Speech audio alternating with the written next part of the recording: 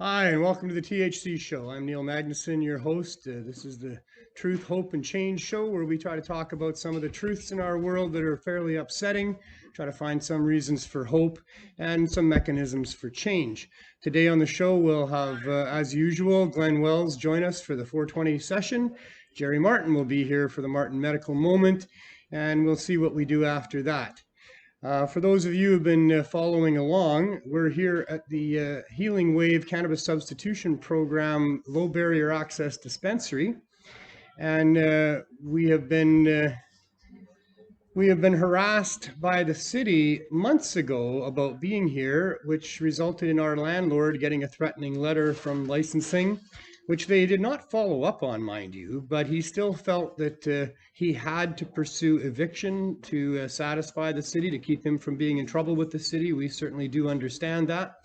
He gave us as much extra time as he could before filing with the courts, and our date to have that hearing was this past Monday. Week ago Monday. And we talked about that on the show last week, about how that went, that it seemed to all be hinging on whether or not we would be able to come up with a bond to put in place to protect the landlord should the city decide to fine him retroactively back to July. Our lawyer wasn't sure if we could do that, and that's how that case, or that hearing ended. For 4 days before the decision, John Conroy tried hard to get the judge, Justice Majawa, to accept this new information that we would be able to satisfy the demand for a bond. We have people that would help us, and we would be able to raise that money. But Justice Majawa refused to take that information. There was also a council meeting that happened, and city staff reported to city council, and they were supportive of what we were doing here.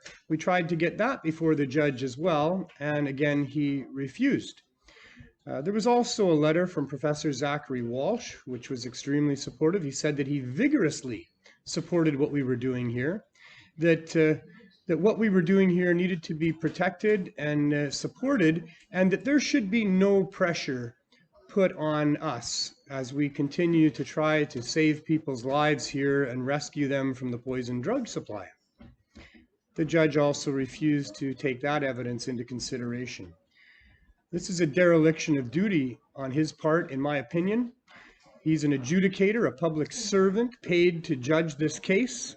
For him to deny pertinent information is absolutely disgusting. And so what happened in his decision? You know, when he said he wouldn't accept new information, I felt that must mean that he was going to give us the 6 months adjournment that we were looking for to get our licenses in place. We have a very long and comprehensive application into the federal government to allow us to do what we're doing here. We submitted that to the courts. He said during the hearing that he had not had a detailed look at our submission. So we felt that before his decision, he would have a detailed look at it.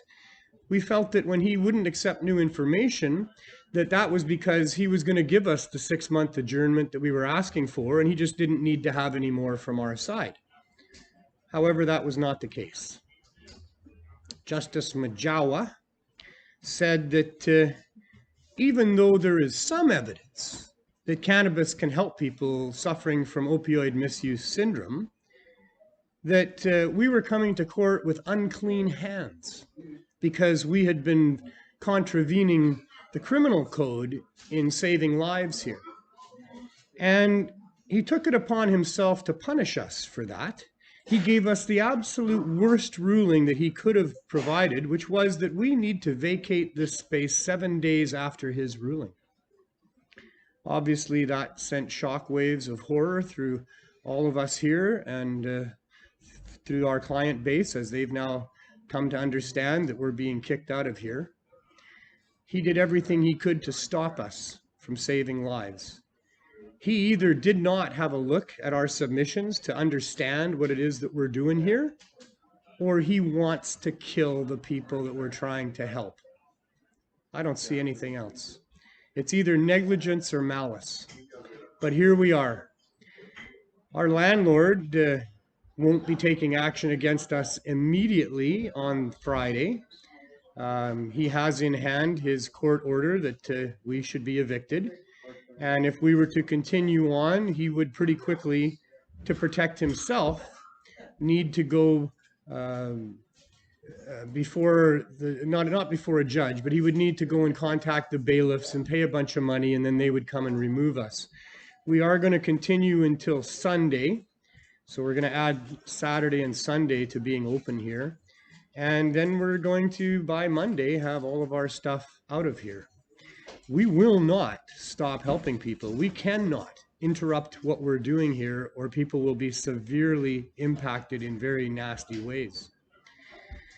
So we have a contingency plan. We're out looking, of course, for another location right away. But in the meantime, I've arranged for a small RV that we will park out front, and we will provide our services out of the RV for as long as we need to, or for as long as we're allowed to. Not sure how long we're going to get away with slinging cannabis out the window of an RV on the sidewalk, but we'll find out, I guess, unless we can find another place.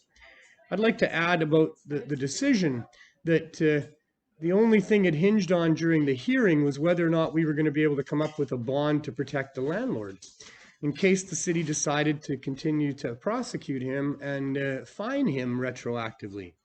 But that's just ludicrous. What kind of an idiot is this judge that he thinks that the city would actually fine the landlord after he took us to court to have us evicted? He knows that's not the case.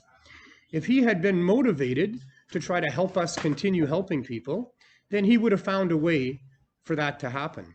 But it's very clear by his decision that he wanted to hurt us and he wanted to stop us, and he was going to find any excuse that he could do that. So we're very, very disappointed with the courts, as I've been through most of my career as an activist. They are really out of touch with what's going on in the world, and they're really all about just protecting the interests of their political masters and their corporate masters, in my opinion. So if you happen to know of any storefronts on the downtown east side close to Main and Hastings that we could occupy, then please let us know about that. I guess for our next manifestation, we will have to do it a little bit differently because of our corrupt governments and courts. We will not be a cannabis dispensary overtly like we are here, a beautiful space where people can come in, feel comfortable, look at the variety of different cannabinoid therapeutics that we have available here, purchase and leave. They must be a member, but that's easy. We wanted it to be like that. We wanted it to be open, above board, and just doing the right thing. We're hurting no one here, and everyone that comes here loves us and loves what we're doing, thanks us, and hopes that we can continue. But for our future manifestation in a storefront, we will just be all about the Cannabis Substitution Program. But we do have to have some sort of a model that will be able to sustain that. So there will be low barrier access provided in a back room or something like that, so that we don't have to run up against the same type of thing that we just did here. I really hope that the city will think twice about interfering with us again. I know that Councillor Rebecca Bly is very concerned and upset about the ruling, and almost everybody that I talk to, from Adrian Carr to Shane Simpson, the MLA, to Judy Darcy, the addictions minister, to John Horgan himself, they were all concerned about us. They all cared about what was going to happen to us, yet none of them intervened. We sent our application to the federal government marked in bold letters, emergency and urgent, that we needed them to respond in a timely fashion so that we could avoid this eviction possibility. Mr. Seguin from the office that we sent that to responded back within 2 days, said that he had received our application and would try to process it in a timely fashion. However, nothing was further heard from him until we've now contacted him and told him that we've gone through the eviction hearing and we've been evicted.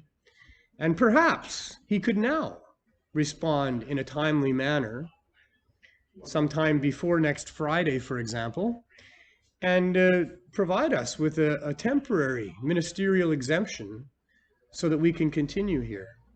I don't think that's going to happen based on our past experience with these people. They don't seem to want us to be able to do what we're doing here, probably just to protect the government non-medical stores, maybe because they'd just like to see the people outside our doors die and go away. I don't know which it is. Either one of those is completely horrible and corrupt. People are dying. Poor, suffering Canadians need access, easy access to cannabinoids. They need low prices for high quality cannabis, and that's not hard to do. Cannabis grows fairly easy. We could have outdoor crops that we could get at a reasonable price that would be very potent, and we could make extracts out of it and all the rest of it. Cannabis is just a plant like any other plant. And I know I say that a lot, and I know that that upsets some growers, and I want to address that for a minute. Cannabis grows like any other crop, and you can grow it like any other crop. You can just put in a field of cannabis and tend to it a little bit, let it mature, and there you go, you've got some cannabis. That cannabis could and should be available in local farmers markets and all over the place at pretty low prices because of how it's produced, much like other fruits and vegetables. Cannabis is kind of special because you can really put some time, effort, and money into producing high quality cannabis, very high quality cannabis. Some of the growers of cannabis that have indoor facilities have spent a lot of money on their facilities. They spend a lot of money on hydro and other things, all of the equipment, the high-powered lights, the fans, the dehumidifiers, there's so many things. There's just so many things that the really good growers are buying to produce their crop. So obviously, that's not going to be like any other fruit or vegetable by the time that gets to market. And that's fine because really good high quality cannabis provided by expert growers that spend a lot of time, energy, and money to produce that crop is something that the public wants. Many in the public can afford cannabis at high prices. Some in the community want to pay high prices for cannabis. They want to have the best. They want to brag to their friends. They're fine with $10 a gram. But, you know, cannabis can also be produced quite cheaply, and cannabis needs to be easily accessible to people that are poor, and especially to people that are suffering with addictions. People that are suffering with addiction to opioids and other street drugs are stuck because it's really hard to go through withdrawal. Cannabis high-dose edibles helps people get through withdrawal fairly easily, is the reports. I haven't done it myself because I've never been addicted to opioids. Never had to go through withdrawal, but I'm told it's hell. And I'm also told that a couple of good strong brownies will get somebody right through the night without much trouble. So once they get off of the opioids and get through the withdrawal, there's still all the underlying conditions that was driving the use of those drugs in the first place.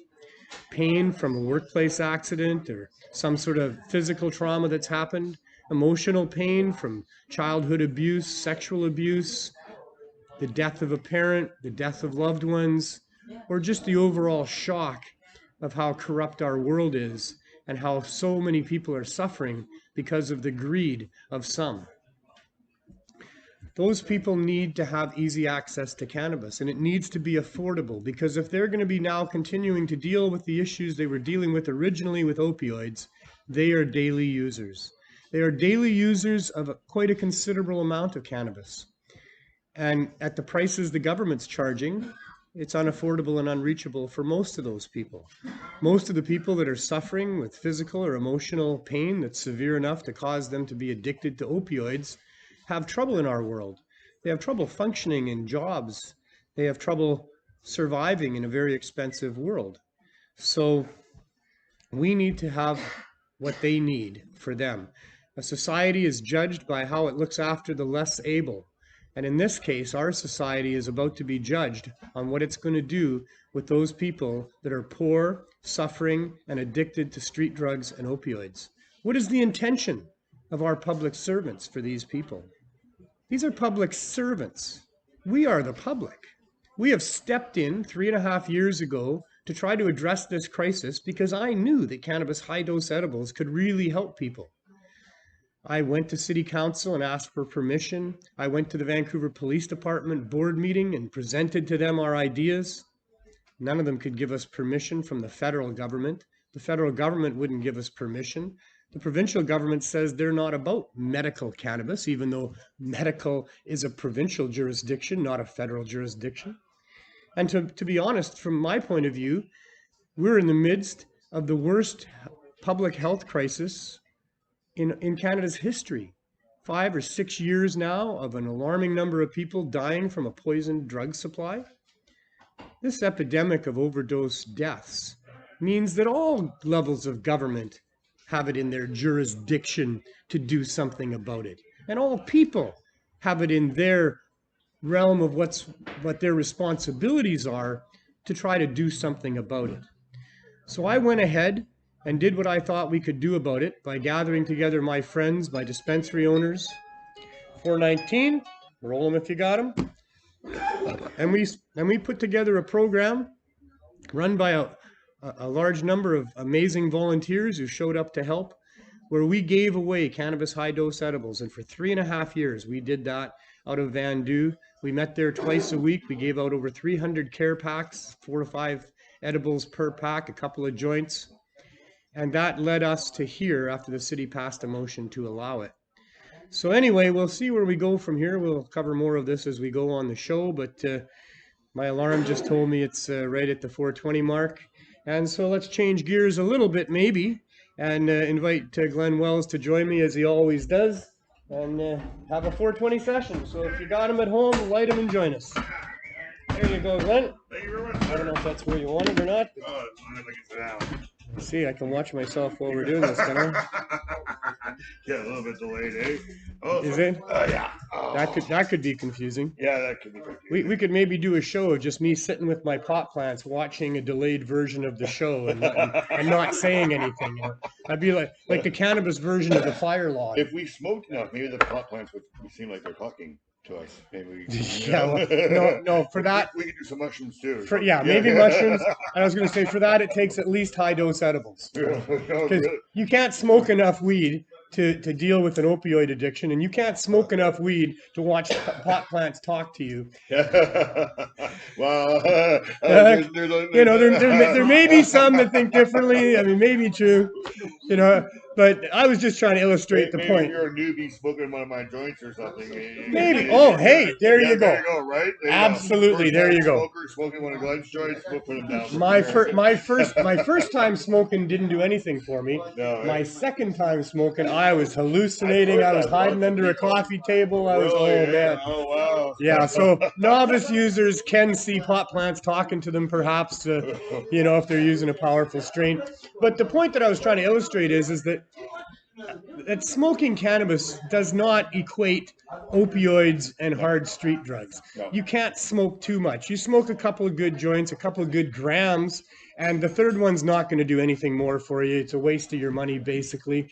But the edibles, you can eat way too much edibles. Yes. You can be comatose for days, and you can green out, and your head can be this thick, and you wish that they weren't alive, thinking you were going to die any moment. But because of that, you can find a level that works to equate the opioids. So anyway, you brought some things with you today. Glenn, what do you got there? If you're happen to be living in an apartment building or somewhere where you can't smoke. Or driving in a car? Well, we're not supposed to. I disagree. I think that's another battle we've got to have one day. Yes. But cannabis does not impair all of the people that use it all the time. That is for sure. If you're starting just to smoke, don't drive. Yeah, don't drive if you're not used to it. You've got 39 years of smoking and you're smoking and driving like me. It's a little bit different. Yeah. And I'm going to tell you that. And it may or may not be, right? We're not telling you to go out and do it. Exactly. But if you know that you are not impaired. Yeah, if you know you're not impaired. I'm not a fan of impaired driving. I think that's a horrible thing to do. You have no right to take other people's lives into your hands. So we got this. But cannabis is a focusing tool when used properly. When a veteran user understands the effects of cannabis and uses within his regular dose, in many cases not impaired, in some cases still impaired. It's up to the individual. Most people say it's anxiety when they're driving. Then when they're a little paranoid. Yeah, when they smoke, the anxiety's gone. They're a much better driver because they're not worried about what buddy's going to maybe do next to you or something like that. So I've heard that a lot. It really helps for me, it's a pain issue. Pain issue, that I have yes, pain from arthritis, and when I'm using cannabis, that pain subsides, or I'm not so aware of it, and I can focus on my driving. Yeah. If I didn't have that going on, I'd have to take some sort of painkiller, And then we'd be because really the pain itself is debilitating and impairing. Yeah. So you know. So if you live in an apartment or somewhere where you can't smoke, they've got this product called Airofresh. It's at airofresh.ca. It actually works. I've had For more than weed. Yeah, for more than weed. Yeah, it says right there. It's got cats, cars, onions, plants, clothes in your bus, on your boat, for your pets. So if you hate that new car smell, And then you can do this. Yeah, but so I had a couple of people report back to me. One had just finished smoking a joint with his girlfriend, and then later on they went for a drive, and the car smelled like weed, so they sprayed it, and they got pulled over for speeding. Cops didn't say a thing. Yeah. Could not smell cannabis in the car. They gave him a speeding ticket. There was no search. There was no, oh, why do I smell cannabis? So that worked there. And then I had a couple of friends come from New Brunswick, and they rented a car. And for rental cars, you're not allowed to smoke cigarettes or anything. They did. They had paid $1,500 cash for it because they didn't have a car as a deposit. Sprayed a couple of sprays with Airofresh in there, got their $1,500 back. Nice. We bought a box for a store in New Brunswick. We were so impressed with it. So very cool. yeah, Airofresh.ca. They got. And there's another version here. Yeah. So would you just like open that up and leave it in your apartment, or leave it in your car? Open it up, have it like half a lid, quarter of a lid, whole lid, and then but inside here, these gel things. Once this is gone, you just buy another $20 bottle and you pour it back in there, and it's done. It's refillable. So they're really good. So here it is. Yeah, you can really smell it. Yeah, it's a very nice smell. There it is. Airofresh.ca. You can get them all across Canada. He'll ship across Canada. They'll ship to the States, anywhere in the world, because it's available. Nice. Yeah. So there you go, aerofresh.ca. Yeah, thank you. And the other thing that you're involved with, of course, I guess you're the founder of this little organization, is CannaMatch.ca. Yeah. So tell us about. No. I'm not going to smoke right now. All right. I imagine it's stress, but I had a migraine yesterday all day and last night. I'm okay right now, but I don't want to tempt fate on that. You want to keep the flow going. For many people, cannabis can help with their headaches. Yes. I've never found that to be the case with me.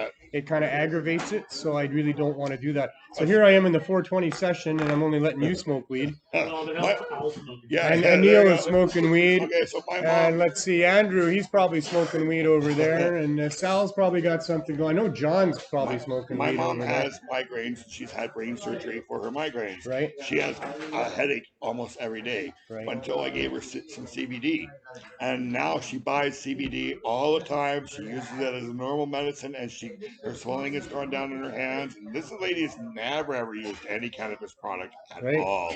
Within an hour of giving her some CBD, she was also happy. She was able to move her shoulder, her swelling went down, the headache went away. So maybe some CBD tincture would help your headaches too. Maybe. Just pure CBD. There was no mixture of it. Just 1,000 milligram. I think she's using the 500 milligram one. Right. But she calls it her medicine now. Right. You're right. We just need to get the price down. Yeah. Well, $55, I think, or $35 for a bottle from this lady. It's still very high. Yeah. You know, if you go for a drive through Saskatchewan, some parts of Alberta, Manitoba, you'll see hemp fields as far as the eye can see. They grow 12 feet high and more. Big colas, just like you'd find on any. There's different CBDs, right? There's a hemp CBD and there's a cannabis CBD. I've seen it in print. Yes. I'm not sure how that's possible. Cannabidiol is cannabidiol. I don't think that's true. In fact, I've been told that the hemp farmers are all like cashing in. Could it be because you don't get high on the hemp part, whereas when we grow a female plant, that actually the smoking exercise might give us a different CBD. I'm thinking. I don't know. I am not anywhere near being that educated. I've just recently, in the last couple of weeks, been in contact with some people that are growing hemp. Yeah. And they're figuring out how to cash in on the CBD. They got a huge field of CBD there, and all of a sudden it's worth a whole bunch of money, more than it was before. And supply and demand. It's not really a supply issue. Yeah. I mean, there's lots of it available. It's easy enough to grow. CBD is pretty easy to get. I've got a lot of people coming in the store here recently in the last month telling me that they've got tons of CBD that they can get to us cheap. Well, that's good. So that's all very Now, good. do you think the CBD is worth more from the hemp, or actually making a hemp rope, which is the most expensive rope that you can buy in I the world, don't right? know. Yeah. I don't know. I mean, maybe, I hear there's a lot of problems with there's obviously manufacturing. different strains. Yes. But Of hemp? Charlotte's Web, Oh, is a strain of cannabis that produces a fair amount of CBD. yes. ACDC also. But I don't know if the CBD and ACDC or Charlotte's Web is any different, Uh, or what there is with that. There's so much yeah. that we don't know. There's so much science left to be understood about Yeah. all of this. Yeah. I'm a simple guy, I mean, I like to look at things Me too. as simply as possible. Quads and middles and bottoms and tops. Well, I understand all that stuff. Oh, to me, it's good weed or not. I'm the There's simple guy. definitely different levels of weed, Oh, yeah. for sure. So I got that one under control, but there's a lot of other stuff. All I know is that CBD seems to be fairly abundant, Yeah. and people need it in so many different ways Oh, that you would think that our public servants, I mean, we're free people that have built ourselves a ship here, Yeah. and we've got people that we pay to drive this ship and get us where we want to go. And these public servants are not helping people get access to cannabinoids cheaply and easily. no. And that's what they should be doing for us, you Yeah. know? And especially for those people that are poor and suffering. And even CBD for kids, like I could tell my story. I have a lady that lives in my town, and her boy's been seeing some violence in the family and that. And so one day she went into school and they were holding him down and stuff, and she said it very tragic for her. So I suggested some of your CBD gummies, the 30 milligram ones. Right. She's reported back to me, and she says the last 4 days have been absolutely great. Her son is like a new boy, right? He's had no more flip outs or anger issues and stuff like that. Yeah. So just like the 30 milligrams of CBD.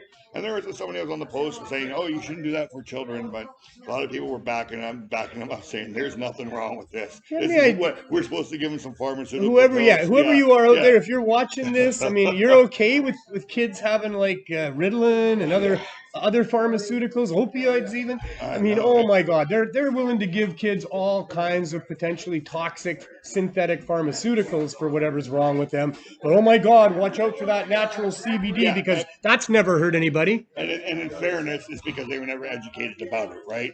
Well, they were educated, but they were educated to believe that it's all evil. It was evil, yes. Reefer madness. Oh my God, that evil marijuana. But see, my mom has changed my doctor's opinion. She went to her Dr. Surdick, and said, "Hey, I've been taking CBD for my migraines, and it's really working." Yeah. And now he's telling other people that That's this might work for them, because I guess because they're protected by their laws or their malpractice or whatever until they have proof that it actually works. They can only suggest, right? So much corruption, in the medical field, in the political field, in the corporate world. There's so much corruption going on here, so much greed, and the real people that suffer are the poor people, the poor and the sick and people. The people are on disability like me and a lot of other people. They want to get the maximum amount of dollars they can out of cannabis, and they don't care that the poor people can't afford it. They're left completely out of Trudeau's so-called legalization scheme of having cannabis available to people. If you're a daily user because you're dealing with chronic pain or trying to rid yourself of an addiction, or for whatever reason you're a daily user, the government stores is just not going to do it for you unless you're independently wealthy, I guess, and you're not frugal at the same time. You just want daily gram for life or something. Most people who are independently wealthy are very frugal, and that's how they got to be independently wealthy. Yes, and if they're independent, they're probably not buying government stuff. They're buying something else way better. Absolutely. Because we all know they have connections. Absolutely. Right? So we're still dealing with a lot of corruption. Of course, that's what this store is all about as well. I mean, we are here to try to rescue people from the poison drug supply and to help people get off of those opioids and have a much better life using cannabis high dose edibles. But it's helped me get off crack. It's helped so many people. So many people. Yeah. We meet them here every day. Yeah. That's why it breaks our hearts so bad that we don't have the support of our public servants in this. Yeah. That there's so many people being helped so profoundly that are coming here every day and bringing us to tears.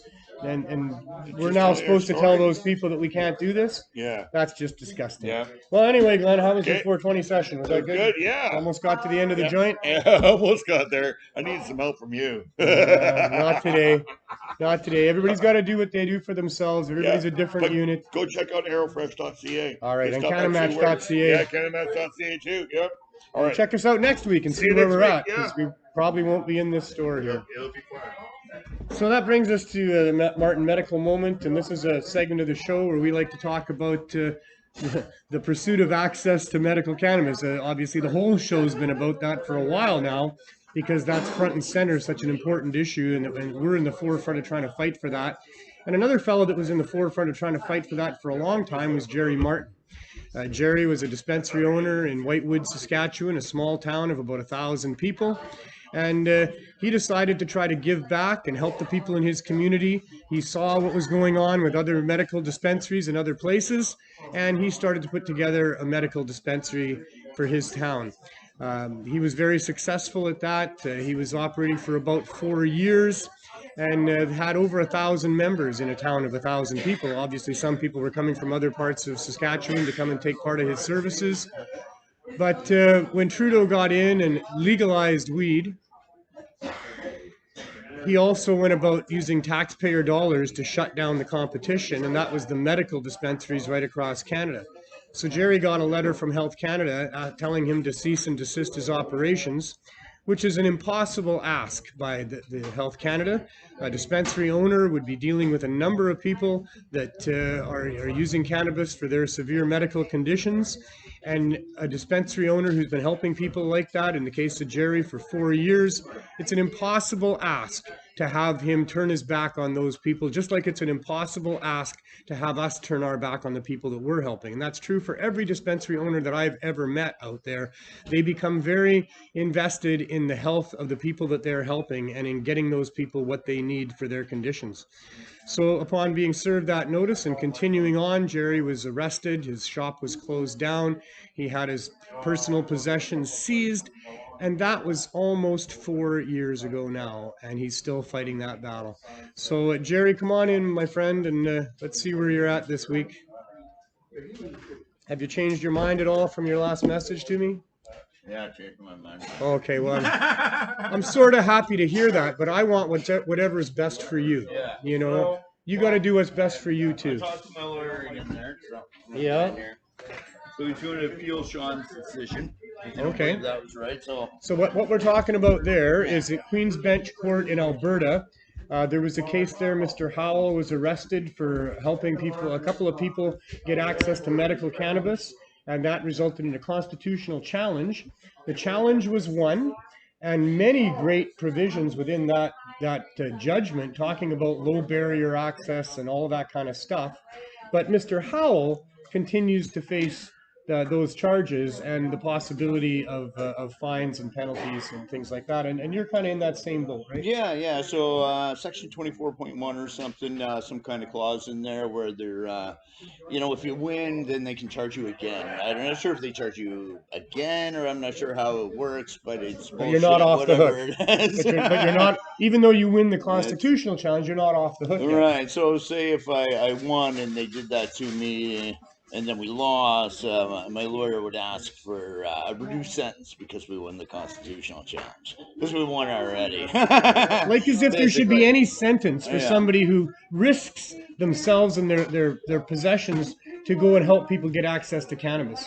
I mean, in your case, there was cannabis dispensaries all over the place when you started yours, right? We had lots here in Vancouver. Lots here, none in Some in Saskatchewan. Toronto, none in Saskatchewan. I understand that. Yeah. And it's different in Saskatchewan than it is here, or even Toronto. There's a lot more people there. They're a little more forward in bigger cities. The sentences are much worse in Saskatchewan for people with cannabis. Yeah, for sure. That's for sure. So unfair.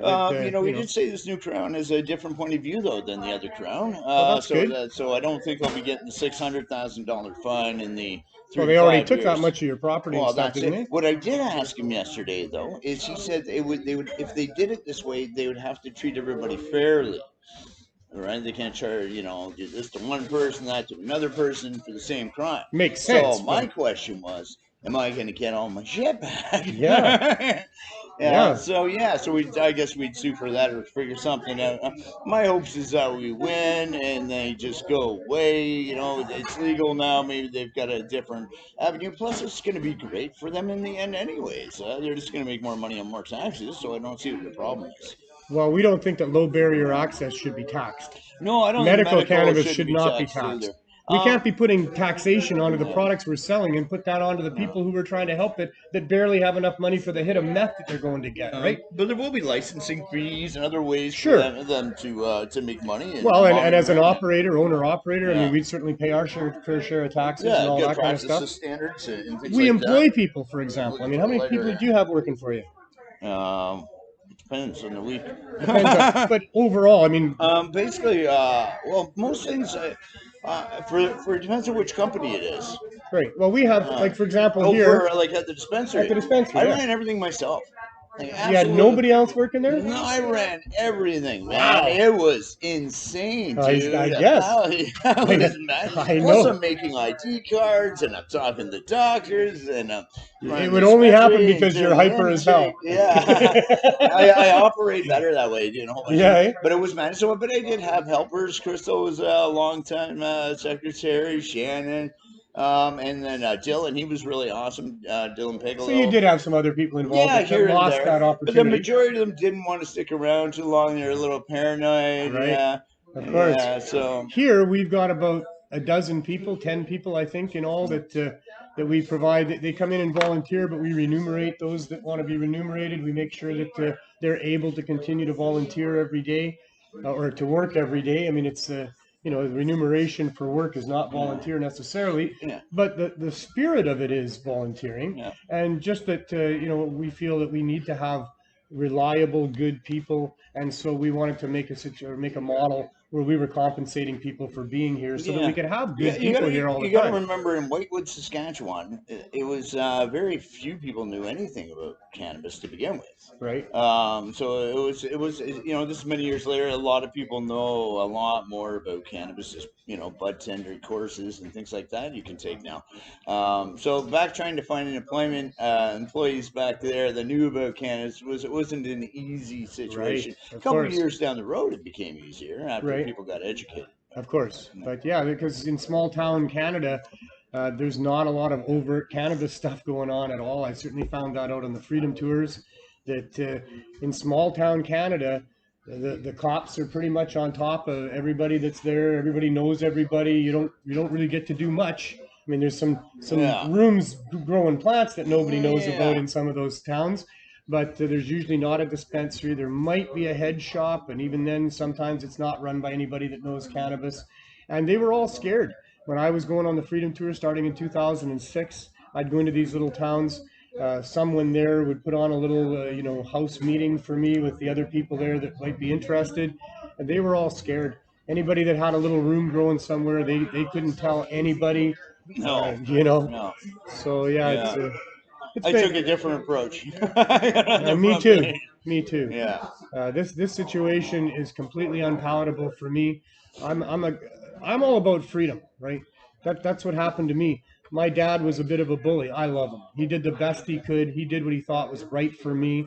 But from my point of view, he was a bully. I didn't have freedom at all, and I couldn't wait to get on my own so that I could be free of him telling me that I couldn't do what I wanted and I had to do shit I didn't want to do. And I no sooner got out of his home to find out that, oh, I'm not free at all. I'm just some kid in somebody else's kindergarten, and they're going to tell me I have to do shit I don't want to do and I can't do what I want. So I've been sort of obsessed by that ever since. You're free as long as you're doing what they want. Yeah, you can do what you want as long as it's what they want. Yeah. That's right. Yeah. Go along to get along. That's what I was taught. That's what everybody's taught. You know, just obey. Don't make waves. Yeah, exactly. And I'm not like that. I can't be like that, and I don't think that's right. Yeah. And I really don't like it when the bullying is hurting vulnerable people and overly profiting greedy assholes. So, you know, this is the perfect fight for me. True, yeah. It is. And maybe without it, I'd be, you know, a lost soul wondering if there's any purpose in life. At least this way I have a purpose, because there's a bunch of greedy assholes hurting a bunch of poor, vulnerable people, and I got something to do. So I've been doing it. But, man, the resistance is just...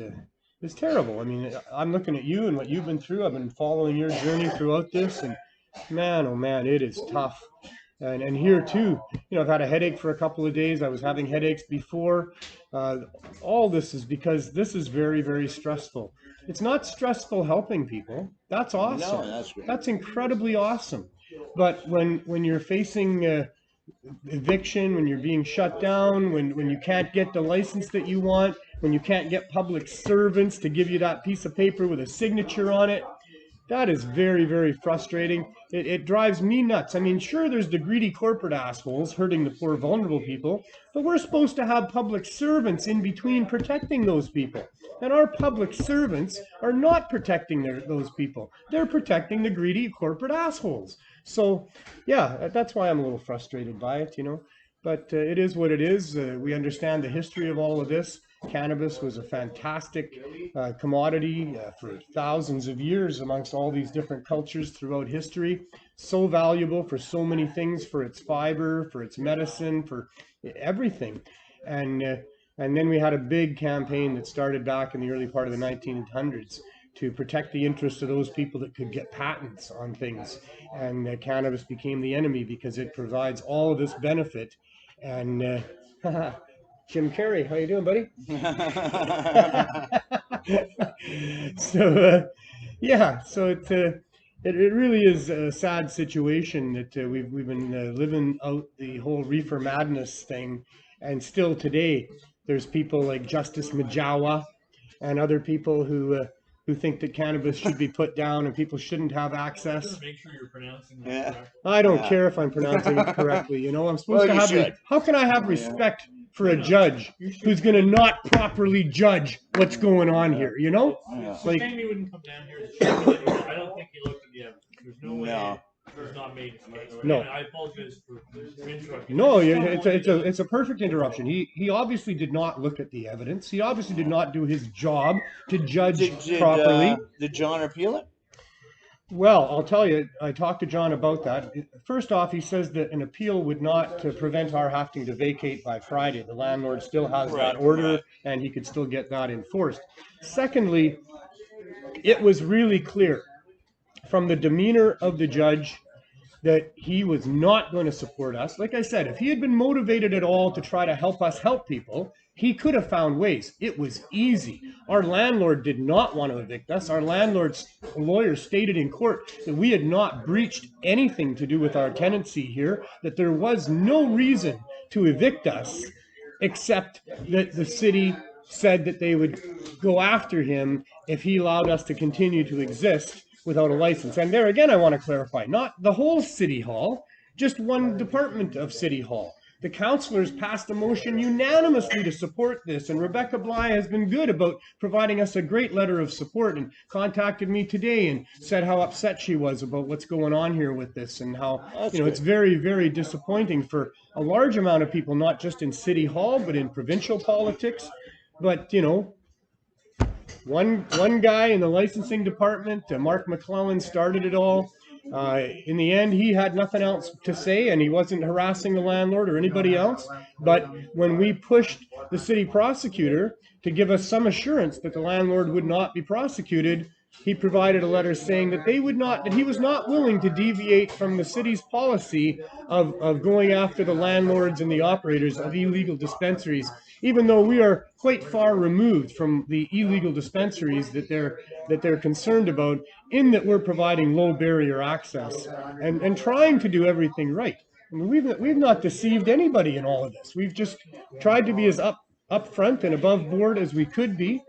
And yet here we are, still shut down and wondering. And yeah. Backup plan?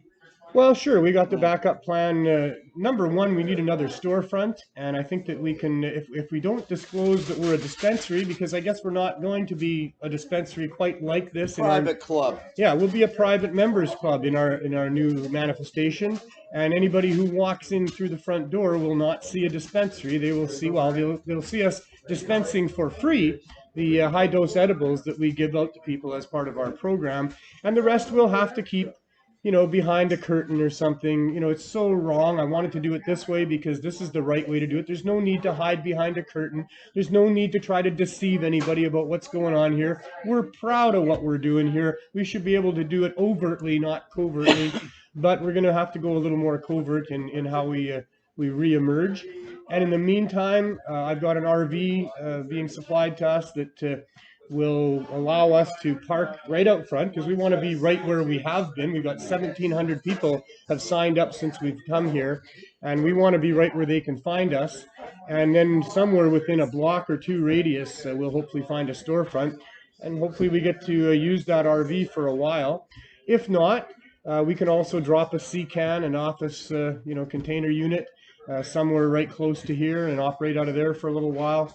But all of this is putting immense pressure on myself and our volunteers and the people that are helping us, and it's causing a lot of horrific shockwaves through all of us. So You have the CSP mobile app. a CSP So mobile app, but most of the people that they don't have phones anyway. Yeah, they don't have phones. They don't have phones. Yeah. And we're now going to be just like them. We're going to have no fixed address. The CSP and the Healing Wave will be of no fixed address for a little while until we can sort this out, thanks to public servants interfering with us. So, yeah, pretty upset about all of that. What do you got, Glenn? You got a donation. So we have some neighbors of mine that watch us, right? And the lady came to my house and said that her friend had gave you a donation for your CSP program. I see. So very nice. I brought it in for you. There you go. Every little bit counts, I'll tell you. People watching, it really makes a difference. Beautiful. There you go, right? So anyway, that's what's going on. So we're going to take a little bit extra time with you today, Jerry, if you don't mind. There's other things going on with you. How is the psychedelics.ca stuff going, and what's new about that? Good. That's continuous. Busy all the time. Right. Mind Check Therapeutics, though, had a really big meeting this morning with a couple of doctors, one out of Silicon Valley, my partner, and one out of Toronto, which is quite famous in the cannabis industry, actually. Cool. I won't disclose his name this show until we sign the contract, but it looks like I retained my chief medical officer today. So I've got a medical doctor on board now. And so you're bringing forward a constitutional challenge about the access to mushrooms and psychedelics. Yeah, definitely LSD is going to be our main focus. So we're going to probably do psilocybin. Yeah, psilocybin. Yeah, he pronounces it a little different. I don't know why I spit it out. A few different ways to pronounce it. Yeah. Everybody I'm in meeting and everybody's pronouncing it. Yeah. We all know what they mean. Psilocin. So yeah. Anyways, So we're gonna do a constitutional challenge. Cool. And we just debating on the angle. We're gonna go either the medical route. The challenge for using medical evidence is there's very little out there. Right. And those that there's also very little evidence of harm. Right. So we're gonna do a study as well. Which I can't really release the details of yet either. Using LSD and a few other things. That'll be double blind. But the point of that is, we're going to take the government to court and trying to legalize LSD and psilocybin and eventually all atherogenics and psychedelics. So you've been helping people with that for a while, or people have been helped with that for quite a while, and there's a lot of good anecdotal evidence about how it helps people with depression, anxiety, and many other things like that. Lots. So, that's very cool. Coming up with a new mescaline analog product. I see. Yeah, I tested that the other night. That was don't test it at 9 p.m.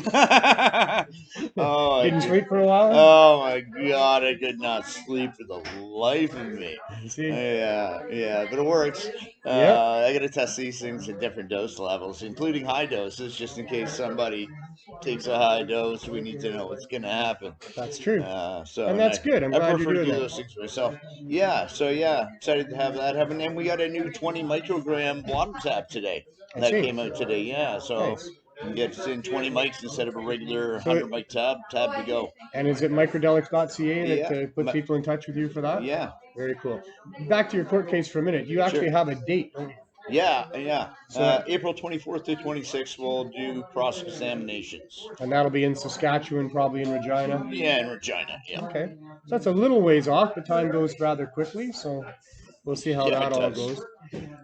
So what else would you like to tell us? Anything? Other than, my condolences to Jason.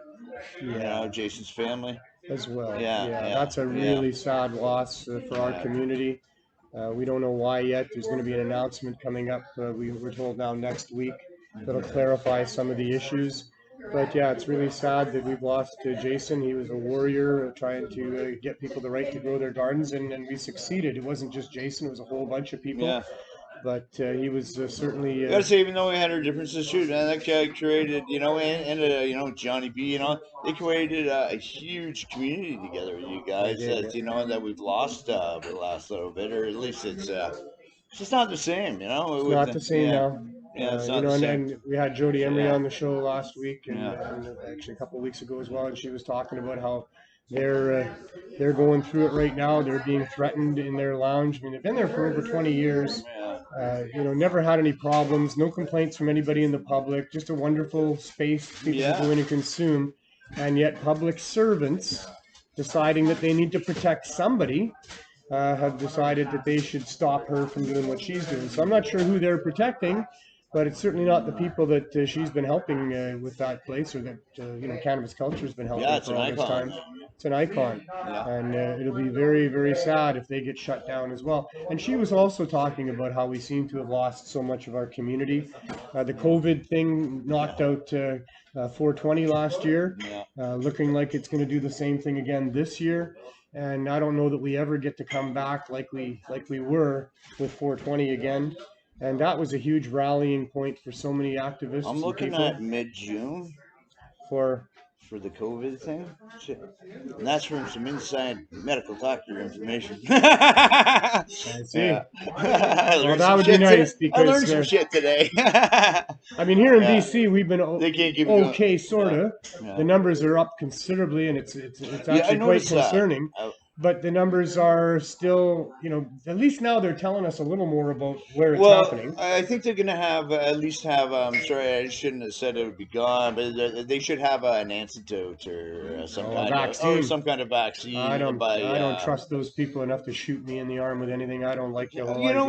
You know what? For certain things, you know what I mean? I like, if I'm going to the jungle, I'm taking malaria medication. Hell yeah. You know what I mean? Absolutely. And it works. Sure. So I'm not knocking vaccines. There's been a lot of good stuff from vaccines, but I'm very, very suspicious. I'm very leery on something that has to go to the entire world. Yeah. The technology's been around for a long time now. That there could be very insidious things going on with that. So that's just my point of view. I'm not a scientist. I'm not a doctor.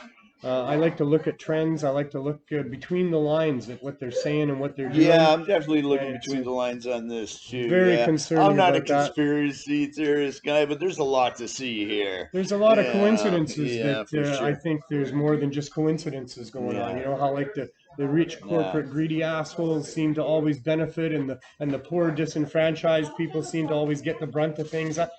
I don't know if that's just coincidence, So yeah, I'm kind of one of those kind of theorists. Yeah.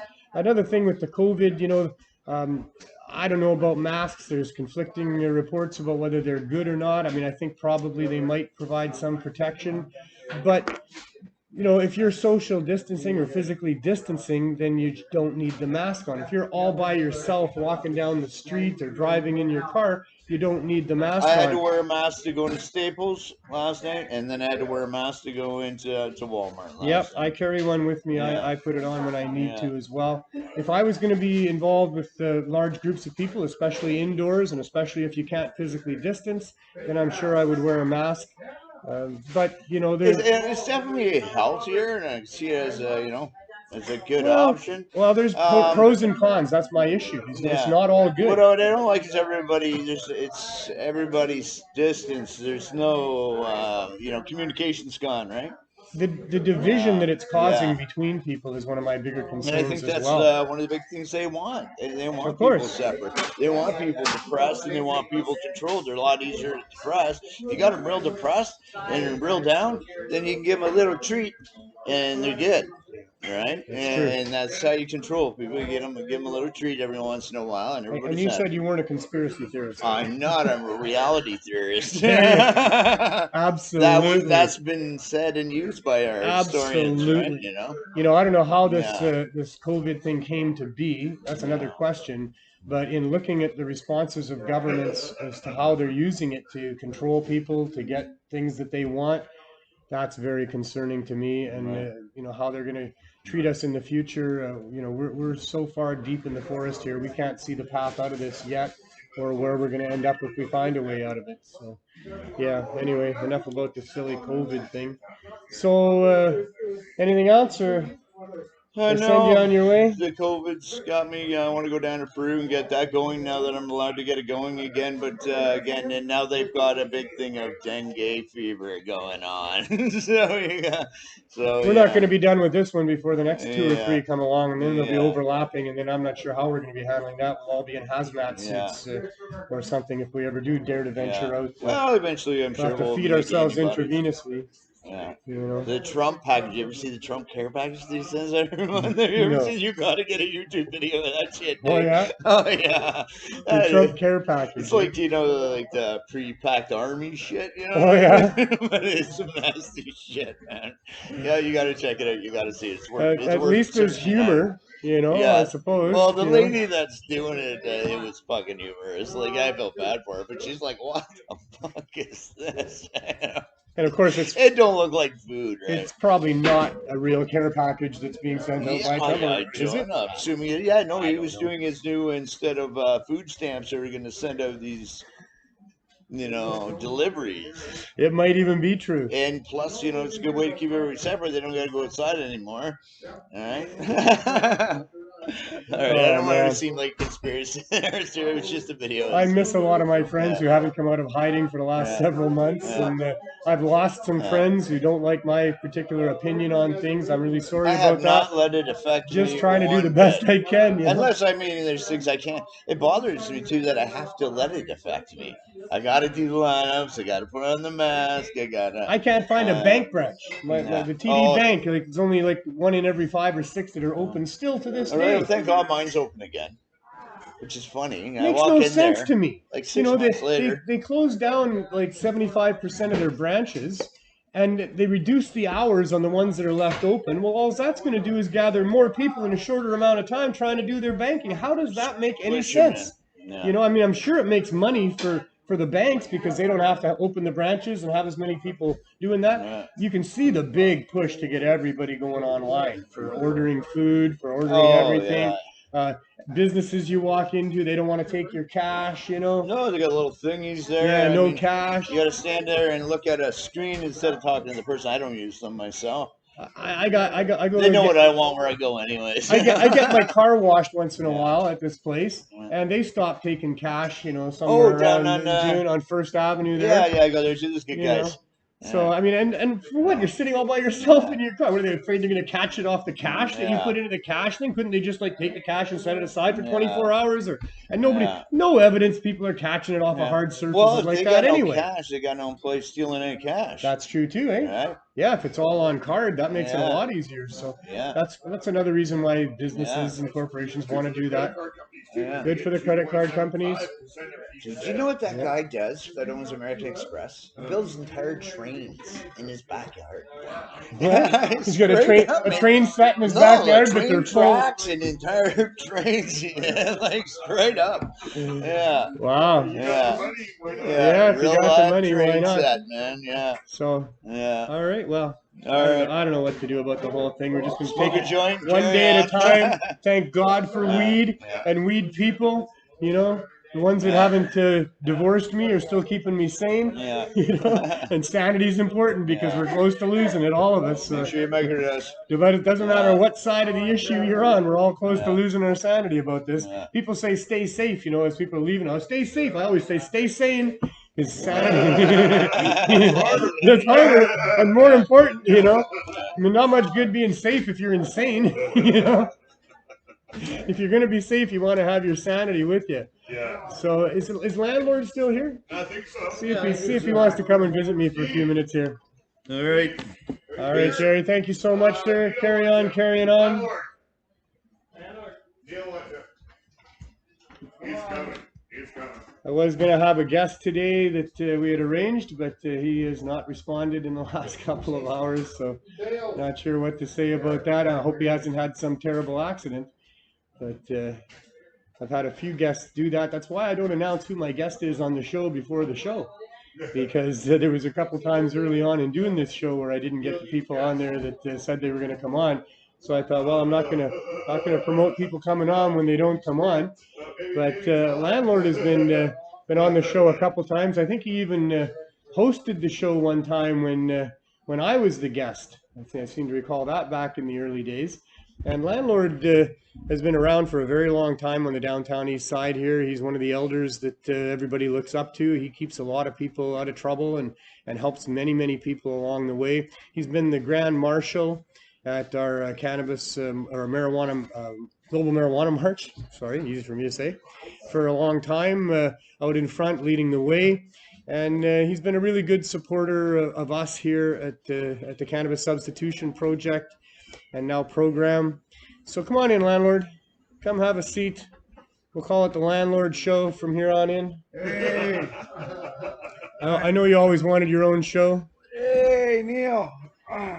So I'll treat you. Happy New Year. Is it a new year? Oh, no, not New Year. Not yet. Holy shit. Oh man, you must Oh, have. Halloween. Oh, What are you smoking there? Do you think it's New Year's? Oh my God. Yeah, we've been rolling all afternoon. Yeah, he's our official joint roller here at the Healing Wave for sure. So I'm going to treat you like any other guest that I've had on the show, which means I'm going to take you back a little bit. I want to know your roots.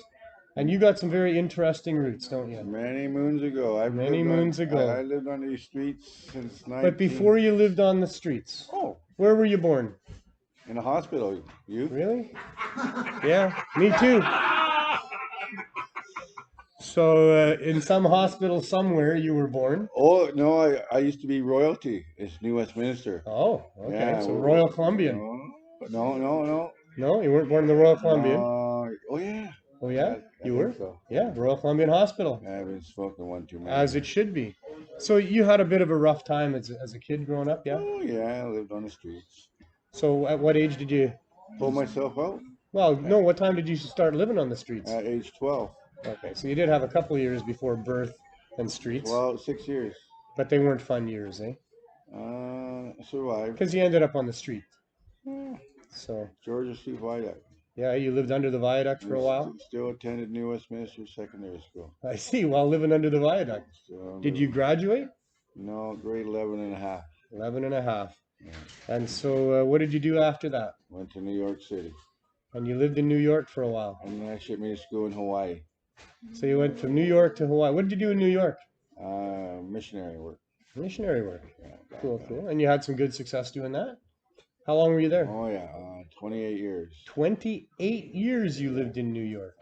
I've seen September 11th, Haiti, the 89 Wow. earthquake. Yeah, you were there for Frisco, September 11th, weren't you? 89 earthquake in Frisco, the riots around the King in LA. Yeah. Wow. September 11th, I was there. I was Yeah. in Midtown having breakfast. What was that like?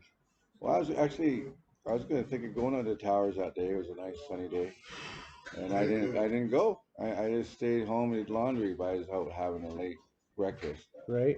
And then the guy in charge of our place called me on the radio. Where are you? I said, well, I'm watching this movie that Trade Center's going down. They must have filmed that movie. Oh, it's happening for real. We got to get ready to go downtown. So Wow. that was quite the sirens are going off in New York City, for instance. The National Guard, the state police, the FBI, the Secret Service. It was crazy. Were you in the huge clouds of smoke or dust? I was in Midtown Manhattan, what they call Hell's Kitchen, 51st and Broadway, and it was pretty hectic. Jim Carrey's bugging you too now. He just landed on your cheek for a second. Here he is. He's the fly. Yeah. Well, didn't they have him during the debate? He landed on Joe Biden's hair or something? So now he's visiting us. So that was a pretty devastating day, eh? That was. Like, how did it feel being right there? Like, oh my God. Wow, we had to get the FBI clearance and the Secret Service to go down there the next day to go help them. Right? So it was pretty devastating. Pretty devastating for sure. All around the world, I think that was devastating. Although some people were dancing in the streets in some parts of the world, so we saw on TV. But Jim Carrey. But I remember for myself, I was living in a trailer in the back of a friend's place at the time. I had broken my right elbow and was trying to recover from that. And she came out to the back door and said, "Neil, turn on your TV." And I turned on the TV, and I could see the one tower you know, smoke coming out of it and what have you. And they're talking about it and they're not sure what's going on. And then all of a sudden into the frame comes this other plane and hits the other tower. And at that moment it sunk in. Boy, I'll tell you, this is an act of terrorism. And who would target innocent people in a high rise like that? It just really devastated me as far as my faith in humanity and in human beings. It's taken a while to get some of that back. I don't have all of it back yet, but yeah, that was a moment in time that I'll never forget as well. So let's move on from there. So what year did you leave New York and go to Hawaii? Oh, Hawaii. That was in '82. 1982. Yeah. So you were back in New York Yeah. when that hit. And carried on to '87 to Mexico on a. So what did you? Was it more missionary work in Hawaii that you were doing? More from, well, based on New York, schooled out of Hawaii. Oh, I see. Yeah. And then down to Mexico. YWAM, youth was a mission, eh? And then from Hawaii to Mexico. Yeah, then Panama. Panama. And I got off in New York. I see. A year and a half on a medical ship. So when did you come to Vancouver? Oh, this was home off and on. If I wasn't working, I'd come back actually. So they held my room. I see. One of the hotels, like I can't name the name, but anyways, it's downtown, right on the East Hastings, and they held my room on and off for like 30 years. 30 years, eh? 30 years. Right. Although you're in a new place now. Brand new. Right. So hitting the streets of Vancouver on the downtown east side, tell us a little bit about that. Trying to help people get off the harder drugs. And I use it as medicinal, CBD, and so. THC and CBD THC, you use yeah. medicinally and have for a long time. How's your history with cannabis? What is Well, that? because I was going to have a heart surgery and I beat that. So I'm using CBD. And when you were living under the bridge there, under the Georgia Viaduct, were you using cannabis? I was using hash, man. Well, hash is cannabis. I was using hash back then. Right. So you've had a good relationship with cannabis throughout the years? Yeah, since 76. So that's 86, 96. When did you and I meet? Do you remember that? Many moons ago. No, I'm just kidding. Right. When you had more hair. Yeah. When it wasn't as dark. No, I'm just kidding. Wasn't as white. Was white. Yeah. I don't know, because I've used to have brown hair. Been with Global March for 7 years now. So is that when we met then? When you were at the Global March? Probably not. I think before that. Could be before then. You were going to 420. I remember the weed, but I might not remember you. Yeah, it's of course. Well, I'm forgettable. You know, I remember the guy who was filming this behind the camera. That guy. He wasn't here then. No, but you know, I go smoke him up, man. He's a cool guy. He is a cool guy. Very cool. And Neil is one of the coolest guys actually that I know. One of the smartest and coolest guys I know. One of these days he'll probably be on this side of the camera, but for now he's a little shy still. He likes it over there, and where he gets to be in control. You know, he can flick the switch on me anytime he wants if he doesn't like what I'm saying. He's never done that, but he could. I think he likes that power. Yeah.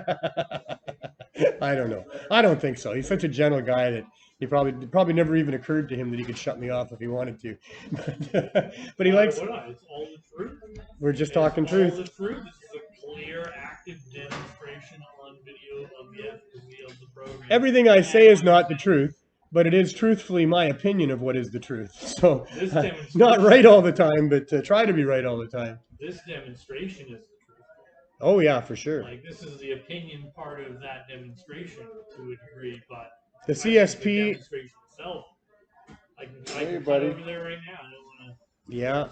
This is the Healing Wave Dispensary. This is what evolved. Hey, buddy. Buddy came by. Hey, buddy. We might change his name. Yeah. Don't change his name again. Well, you know, in my experience, the animals that I've had have earned their name.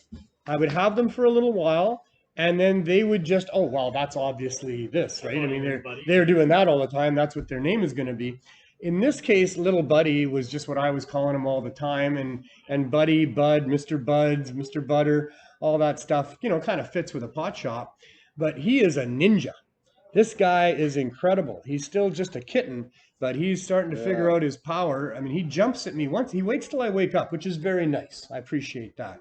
But once I wake up in the morning, all of a sudden he's coming out of nowhere from 10 feet away, flying in the air, hitting my chest and bouncing off it again into oblivion. It's like boom, and I'm like, what the heck was that? And then he does it again. I say, hey, don't do that. And now when I come downstairs, he'll hide behind the door, and as soon as I come around the door, he jumps at me again. So I'm thinking I should call him Cato, because he's certainly acting like Cato. He kind of looks like a Cato to me. He's got green eyes, so I mean, Green Lantern, green eyes, you know. My Indian spirit says Cato. Oh yeah? Cato. Of course, my Indian spirit's been wrong. It depends how It much says I lots smoke. of things. Oh, it depends how much I smoke that day. Oh, so I don't know. That was just today's little development, is that somebody said, hey, he's just like Cato. And I was like, yeah, you're right. Yeah. That's exactly what I was thinking this morning when I came downstairs and he jumped at me from behind the door there. We went downstairs ahead of me so he could wait for me behind the door so he could jump at me when I came around the corner. So, yeah, we'll see what happens. But he's a sweetheart, and he's a pot shop cat that is about to not have a pot shop to be a cat in. That's really horrible. I can't imagine why our public servants would do that to such a nice little kitty cat, but that's going on. But what Neil was saying is very true, that this Healing Wave low barrier access dispensary, in a collaboration with the CSP, has evolved out of the CSP, and all of it, every time we were there, 300 times we were at Vandu giving out high dose edibles. Every time we were there, every day we're here is a demonstration. This is a demonstration where we are demonstrating that cannabis is safe and effective for helping people, and helping people out of serious situations. We have been demonstrating that for 3.5 years. So the judge... Sorry? This is episode 60. This is episode 60. 60 times yes. On video. That's right. And there's more than that, but sorry. There's much more than that, but you're right. You know, we've been demonstrating it on the show. That looks like a little turd. Wow. hey. That looks... Cato, is that you doing that? Did you get that out of the box in the back? Where'd that come from? Oh my God, that's a weird looking edible there. And made me even forget where I was going with all that. But yeah, we've been demonstrating, and you know, in this court case that we just had here, in the decision, the judge said that we were arriving in court with unclean hands because we had been breaking the law. But you know, we had been breaking the law for 3.5 years, twice a week, and now here every day for 5 months.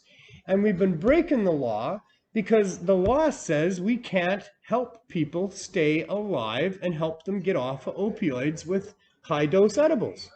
Well, in my opinion, when the law is not protecting people, but instead preventing people from being helped, that law is of no force and effect.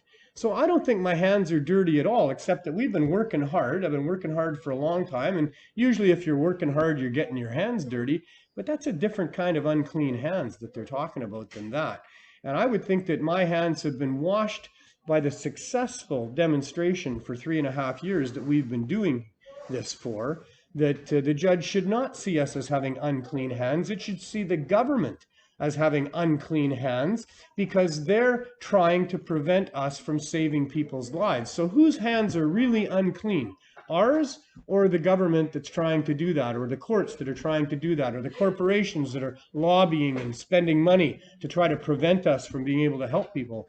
In my opinion, those are the people that can be accused of having unclean hands, and we are squeaky clean in what we're doing. We haven't tried to hide, deceive, fool, backdoor, anything. Everything that I've done with the Cannabis Substitution Project has been front and center. When we arrived at Vandu, we weren't sneaking around the bush, coming in the back way, you know, letting people in secretly to get something. I put big signs on my van in front of the Vandu headquarters there every time we were there. So everybody driving by knew exactly what that big lineup of people was all about. Every time a cop came anywhere close to what we were doing there, I went and got him and said, this is what we're doing. This is why we're doing it. Don't you think it's great?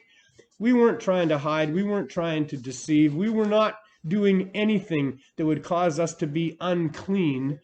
We were doing things that caused us to be as clean as you can get in trying to help people in a public health emergency like Canada has never seen before. So yeah, pretty disgusting that they would say that our hands are unclean and then use that to punish us. I'm so disheartened by it all. You know, I really was optimistic we were going to get a good ruling there. And the ruling that we got being the worst possible decision that could be made against us in an effort to harm us and the people that we're helping by public servants. Justice Majawa is a public servant. He's paid out of our money to help us, to help people to determine what's right and wrong. And man, did he ever get it wrong. Man, oh man, oh man. So I don't think he deserves to have his job. I think that his decision should be reviewed by other more ethical judges. And it should be looked at pretty closely to see why he would do what he did, having been informed clearly that that was going to cause great risk to hundreds of very vulnerable people and could cause their death. So shame on Justice Majawa, shame on the entire judicial system, shame on the police for not protecting us, shame on the medical profession for turning its back on cannabis so that they can continue to profit from pharmaceutical companies, shame on all of them that would interfere in any way with people accessing cannabis, especially for their serious health concerns, and especially if they're trying to get off of the opioids that they're only addicted to because of a corrupt medical system and a corrupt judicial system that allows for prohibition and allows for doctors to get people addicted to things and then take them off them without any proper supports in place. Shame on so many people to do with this issue here. It's really too bad that I have to use my show to expose the corruption that's going on in this world and just how bad it is. And it just doesn't get any worse than this. These are the people that we need to protect. These are the most vulnerable people in our society. These are people that come from all walks of life that end up down here because of a variety of different circumstances. They are our brothers and sisters. They are our sons and daughters. They are our mums and dads, uncles and aunts. They are our human family. And our political system and judicial system has turned their back on them. And it appears that their intentions are to allow them to die. And so I don't think it gets any worse than that, than a corrupt government on behalf of corrupt corporations driven by greed, allowing people to suffer and die. It just doesn't get much worse than that. And you've been upset about this for a long time too. I know you have, because we've chatted numerous times about it. You lead the march for the Global Marijuana March. You help us roll for 420. You've been volunteering for the CSP for all this time. You help people out on the streets that are addicted to hard drugs and finding themselves in trouble.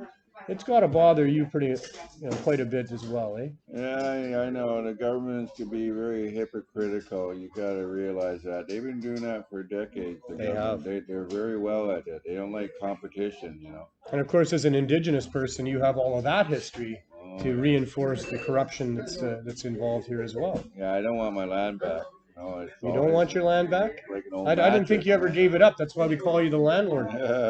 You mean you've been coming here, we've been giving you rent for all this time, and and now you're saying that you didn't even have it in the first place? Oh, yeah. Yeah, we're broadcasting live over here.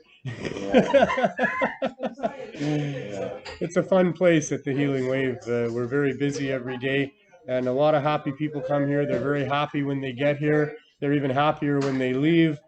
But now we can't do it like this, even though this is the right way to do it.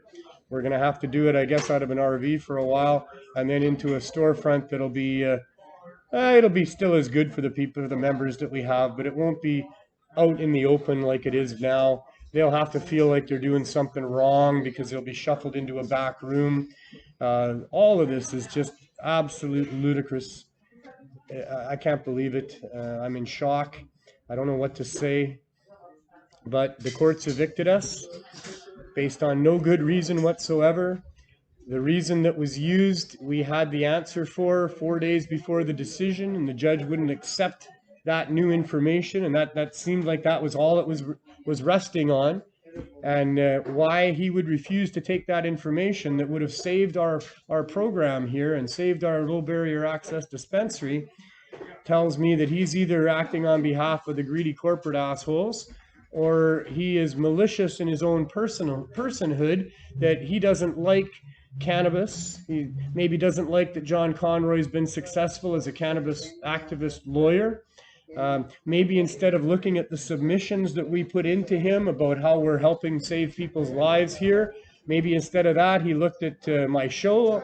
Maybe he looked at some of the speeches that I've given over the years, where I have not nice things to say about politicians and hypocritical courts and governments that don't seem to really reflect the values of the people that we have. They seem to be acting in one step with corporations and the corporate agenda. So yeah, I've had a lot to say about those things, and maybe he didn't like any of that. So maybe he spent his time looking at John and looking at me and looking at the people that we're trying to help. Maybe he doesn't like people that get addicted to opioids. Maybe he doesn't like people that suffer in their lives and end up in poverty, living on the downtown east side with no fixed address, being prey of drug dealers. Maybe he doesn't like those people. Maybe he thinks we all deserve to be punished and eliminated, because that's what he's been trying to do here. So not a very happy day for me, for sure. I've been living the dream for the last 4.5 months, providing this service that is so badly needed, hoping that it would be able to be duplicated all across Canada in every community that has such issues. I still believe that's going to be the case, but very disheartened that we would run up against a public servant in the form of a judge who would take it upon himself to try to shut down our program and punish us for having unclean hands in the process. So yeah, I'm not a very happy camper today. No, my teepee is pretty sad too. Yeah, your teepee is bent over. I'm really sad, no 420, I think of all of us, you were the saddest of the bunch when we got that news. That I had to cheer you up a little bit. 420 was like Christmas to me, man. Yeah, eh? Christmas. Yeah, we went from having a great 420 and a great cannabis day and a pretty good year in 2019, thinking we were going to have an even better year in 2020. I thought 2020 was the year that we were really going to be able to get clear, like 2020 vision on what's right and wrong. That's what I thought. But instead, there's just a whole lot of wrong and a whole lot of stuff going on that is not allowing us to get the clarity that we should have had. In fact, as I mentioned to Jerry just moments ago, we are deep in a forest where we can't see the path out and we can't see what's on the other side yet. And it doesn't look like it's going to be very friendly in any case, whatever it is. So, well, that's what I know, landlord. What do you know? Anything else? No. No? No. Just stay warm. Stay warm. It's getting cold. We've been asked, could we go back to Vandu? And could we start doing it from Vandu a couple times a week like we were? And that's just not something that I would do. It was horrible for me to have to watch these poor people endure lining up for hours when many of them have such serious mobility issues, in the cold, in the heat, in the snow. And now here we are right on the brink of winter, and I'm being told, well, maybe you can go back to the sidewalk and have people line up again a couple times a week to get what you have to offer. And that's just disgusting. We moved from that untenable situation. And I want to add that on the last day that we were there, which was the 300th time that we had gone to Vandu to give out high-dose edibles, that we had a very violent incident happen in our lineup, just a random pepper spraying of some of the people that were lined up waiting. There had become some angst between us and the street dealers that it only took them 3.5 years and 300 times to figure out that we were trying to stop people from going and buying their products. But they had been starting to encroach on our space. There was some nasty tones and looks that we were getting. And then, like I say, on that final day that we were there, they pepper sprayed a couple people in our lineup. And I'm just not going to line poor people up to be a target in bad weather, to line up for hours to get what the government should be making it really easy for them to access. I'm just not going to do it again. We will find other ways. We will not stop, but I'm not going to resort back to that. That was not good. And now, having experienced this for 4.5 months, where there's no lineups or very, small, a couple people once in a while, but people can come in, they can spend the time that they need in a warm environment, in a friendly environment. They don't just get a care pack handed to them that we bag up quickly to give to people to get the lineup done as quick as we can. They get to come in and take some time. We have a variety of different things for them to choose, and they pick what they want in up to 420 milligrams every 4 days for free. And to now, the thought of going back to what we had at Vandu is just not something that I would consider and can't consider. We have to find a way to be able to bring this service to people in a way that meets their needs, like we're doing here, not where they have to, those that can stand it, stand in a lineup in inclement weather to get some random care pack that may or may not be exactly what they need. I'm just not going to go back to that. So I'm not sure how, but I am sure we will. That much I know, that I'm not about to be defeated by all of this. My volunteers and supporters, the donators, all the people that have helped get this to where it is right now, we are not going to be defeated. We cannot be defeated. We will continue, and we are unstoppable, in my opinion, even if we have to go to a more clandestine way of doing things. And I guess that's what we're going to do in the short term until we get our actual permission. We're still going to go through that application process, although we're of no fixed address now. And the landlord's actually been good to us.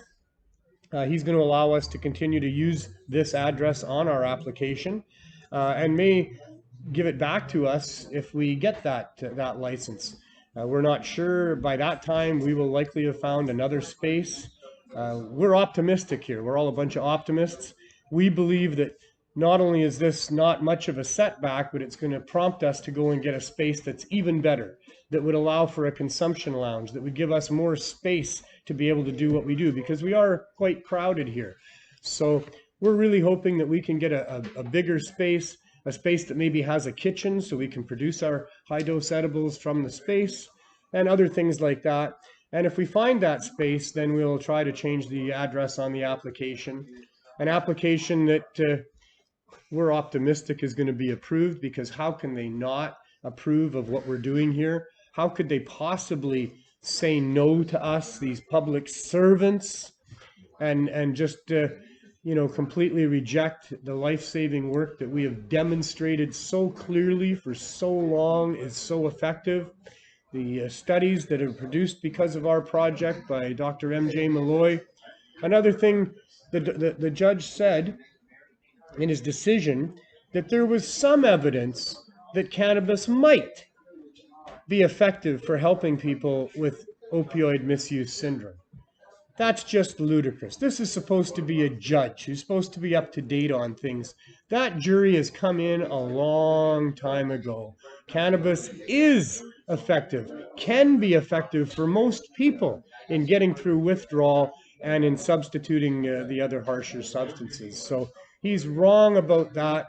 And I hope that Health Canada, the federal health minister, is a little more up to speed than the judge on the value of what we're doing here, and hopefully would be a little more up to speed on understanding the implications of us walking away, that hundreds, and in fact we got 1,700 members of the Healing Wave side, and the majority of those people are able to access that which they can't access elsewhere, and in many cases are also dealing with the opioid misuse syndrome, but they don't want to sign up to a program that would identify them as such. They don't want to be part of that identified group because they're ashamed of their situation, and they don't want their co-workers, their family, their friends, neighborhood, church, whatever, to know that they're going through that. And so they need to have a place that they can come into, get what they need, and leave without any scrutiny on them. So stopping what we're doing would so seriously affect the 250 plus people that we've been helping with getting edibles for this time, but also seriously affect many of the 1,700 that have signed up as members here. So we're talking thousands of people that will be severely negatively impacted by us having to stop. So we're optimistic that a federal health minister and a group called Health Canada would also be understanding of those issues and not be able to say no to us. So we're quite confident or optimistic that we will get that piece of paper with a signature that would allow us masters of the public servants, to do what we're doing. But time will tell on that, and I guess we'll be continuing to update people as this show goes on. And through our Cannabis Substitution Project page on Facebook, which is very hard to find, by the way. Facebook doesn't make it easy for people to access our Facebook page, our group page, I guess because we're cannabis based, and Facebook doesn't seem to be in favor of cannabis either. So many things that are wrong about that as well. But stay tuned for all of that, and we'll update you as we go with what's going on. Other than that, not a lot going on in the cannabis community. I think we just had the plant spirit medicine conference that just happened. So I don't have anything to tell you about along those lines. But we do have a whole bunch of pot TV shows that are on 6 days a week, where you can get all the up-to-date information on what's going on from a good source. It's not fake news. On Monday, Greg Williams has From Under the Influence. Greg has been the longest running pot TV show, 20-some years. He used to be the manager of pot TV and was one of the BC3. Very insightful, clever gentleman that has a very interesting perspective on the things that happen in this world, and always entertaining and informative to tune into that. That's Wednesdays starting at 4 p.m. Thursdays, BC Bud Gal has her 10 o'clock Morning Glory. Is that what it's called? Yeah. Morning Glory. Actually starts at 4:06. I mean, it's code for Wake and Bake. She does what? Greg's show starts at 4:06. 4:06. We advertise it as 4, but it's always 4:06. So if you tune into pot.tv at 4 o'clock on Wednesday, Greg won't be broadcasting for about another 6 minutes, so just be patient. Last week, we took our show on the road, went out to Michelle Rainey's bench in Maple Ridge there on the bank of the Fraser River, and we didn't get started till 4:20. So be a little patient when you tune into Pot TV. Sometimes these shows are on weed time and not normal time. Fridays, Johnny B with How's It Growing? And how is it growing with Johnny B now? Is he cropped out and really curing? Well. Or It's always the cycle. He always wants to see what's new, so he's always, new lights, new soil, new this. Exactly. I've never seen anyone more excited by new things in the garden. I see. So if you're wanting to grow cannabis, and we should all be growing cannabis, anybody who can, should, we need to continue to overgrow the government, and that's the best way to do it. So if you want to know everything about growing, tune into Johnny B. Fridays at 4 o'clock or 4:06 or somewhere right around there for How's It Growing and How's It Curing and how are the best lights working and all the other stuff that Johnny covers there. Saturday, we have had a return of High Noon with Boss Lissa and rotating co-hosts. Just keeping it as fun and informative as we can on that Saturday. I'm sure Boss Lissa does a great job of all of that. She's the boss. And then Mondays, we don't have anything going on Sundays. So if you miss any of these shows, you got all day Sunday to go back and revisit the shows that are on. Monday, of course, is the 420 Lifestyle Show with BC Bud Gal and Carly Marley. No doubt the most fun of all the shows. Those girls and the guests that they have on and the shows that they put on are extremely entertaining and a hell of a lot of fun. So tune in to see that. And I'll be back next week with another episode of the THC Show, Truth, Hope, and Change, as best we can present it to you. We'll find out next week what's happened in the meantime. Has a miracle occurred and we're actually able to stay in the store here and continue the good work that we're doing here? Or are we going to be forced out into an RV to try to do it from an RV, which isn't the most desirable of things to try to do. We will have trouble displaying the things that we have for people. We'll have only the ability to deal with one person at a time. So the lineups are going to start up the street again to some degree. We can have 3 or 4 people in here at a time. And so we'll see what we're doing. Maybe by then we will have also found a new storefront that we can get excited about and move into and continue doing what we're doing. We'll see how that all goes. But other than that, I think that's just about it. Don't be too depressed about it, but do something for us. If you can write a letter to any of the people that I've mentioned, the City of Vancouver, Health Minister, Health Canada, the Provincial Health Minister, the local MLA, Premier Horgan, Mr. Farnsworth, anybody you can think of. Certainly the media. We're hoping that the media is going to get onto this story and start letting people know what's going on with the hypocrisy of our governments and the lack of concern for our most vulnerable citizens here. And whatever you do, do it. Be part of the crew. Don't just be a passenger in this life. There's too many very important things going on for people to just be passengers. Let's all be part of the crew. It's very rewarding and can be a lot of fun doing that as well. At least you're doing something. And my mantra, as always, while you're doing whatever you're doing, is life is short. Have as much fun as you can. And we'll see you here next week.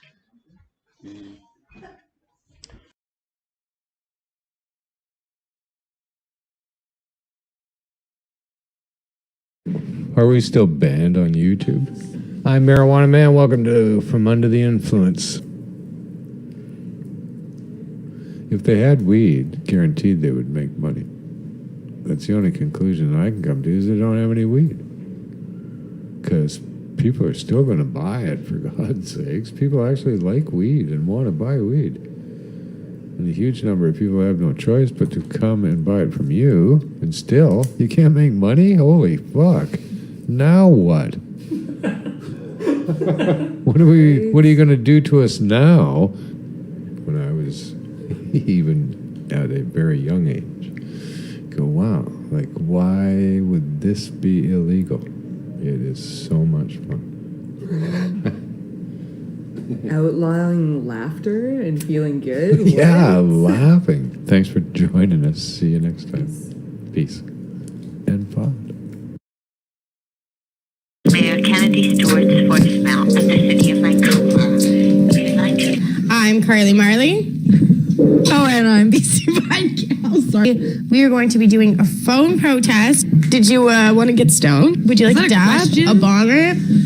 I'm sure there will be doobies on the 419. I'm going to get my dab ready. Fight politically by having the Vancouver City Council give us an emergency license to continue to do business because we carry products that you can't get anywhere else. And a lot of people, patients and regular customers, just people who smoke cannabis for recreational purposes or as a substitute for dangerous alcohol, tobacco, or other things, they need access to these products, and it's not fair that they can't get them, and it makes no sense to shut them down. It's hurting people to shut them down, and it hurts no one to allow them to remain open. It's really messed up situation because a lot of people keep saying, well, it's legal now.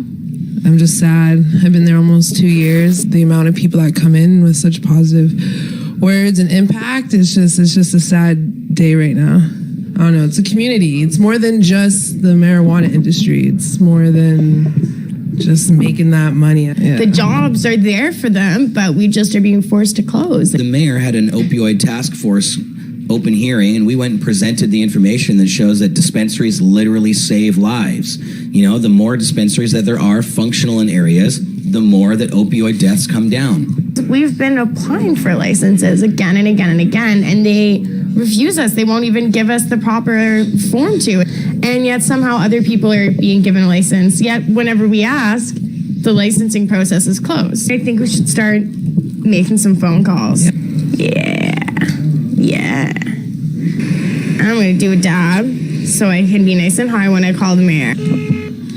Hi there. My name is... Oh, what happened, you guys? You fucked up, I fucked up. We got to be polite. I'm calling because I wanted to let you know that I'm in complete disagreement with you closing the existing dispensaries and threatening arrests to do this kind of thing during the opioid crisis when it has been shown that having dispensaries in the area helps decrease opioid overdoses.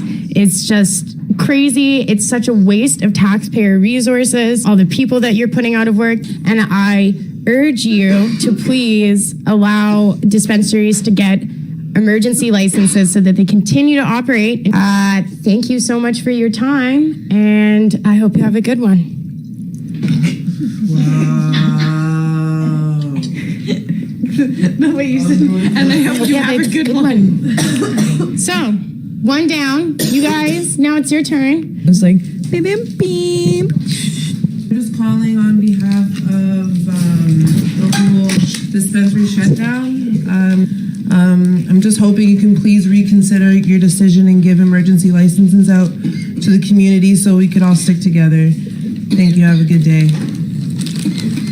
Kind of panicked, but Nice. Good.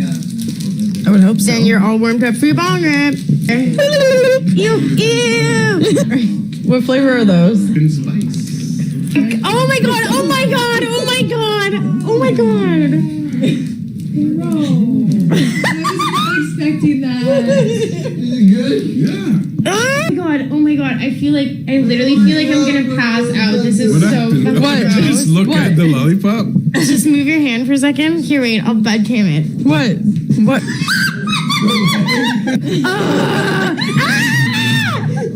No, I can't do, no. Is that... This is on live on YouTube and Facebook. Pot TV. This channel on iTunes podcast and on. Is it that foggy outside, or am I just? I'm scared of everything now. It's just weed. I literally just that was weed that scared me that much.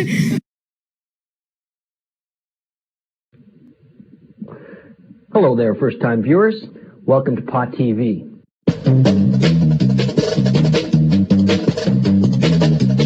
Welcome to Pot TV. Let them go! Let them go! Let them go! Let them go! Let them go! Let them go! It is only now, once we've reached this point of critical mass, that I could really tell you the story, because that's the interactive nature of the internet.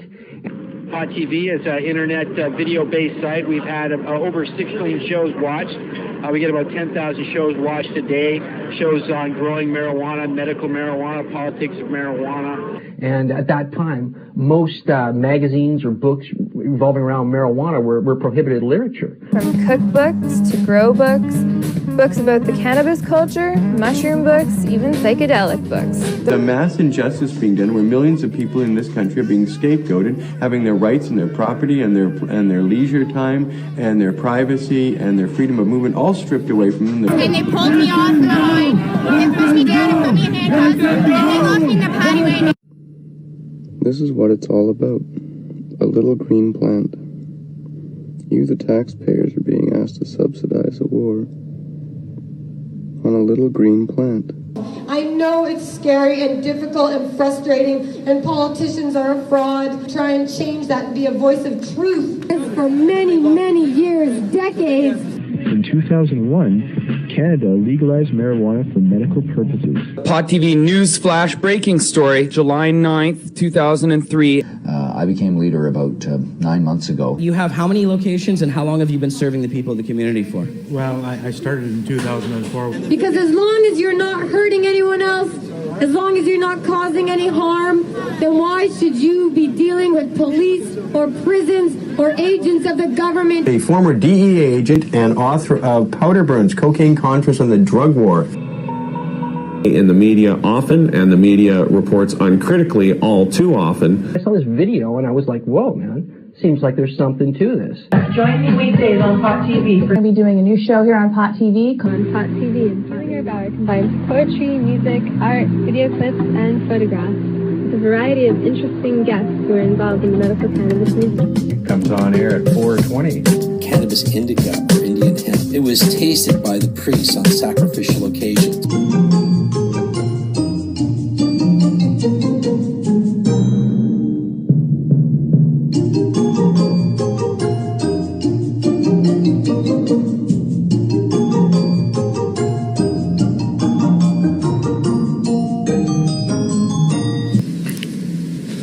I'm gonna stop and smoke a joint. Just figured I'd show you my surroundings here. Beautiful, beautiful little flowers everywhere. Hemp and its many applications, how hemp can be made into paper and fuel and clothing and that. 2 different samples. Now these are the same cut, grown in the same room with 2 different soil mixes. As a line diagram, okay, and this is a cross-section of a bract. Now on some of these plants too, there's something called pre-flowers that form. Sometimes 8 to 12 weeks into the veg cycle, you can look 3 or 4 sets of branches down from the top. Hey, wait a second, I'm not even smoking joints. I'm talking. We need real cannabis dispensaries. Many patients who use cannabis as a medicine need access. You're taking the medicine away from sick and dying people. Let's overgrow the government. Let's have more marijuana than they can ever stop. But while you sit here enjoying this, remember those who are in prison this moment, locked away from their loved ones, locked away from their friends, and that could be you. Just want to say thanks for watching Pot TV. You can't get higher on the net.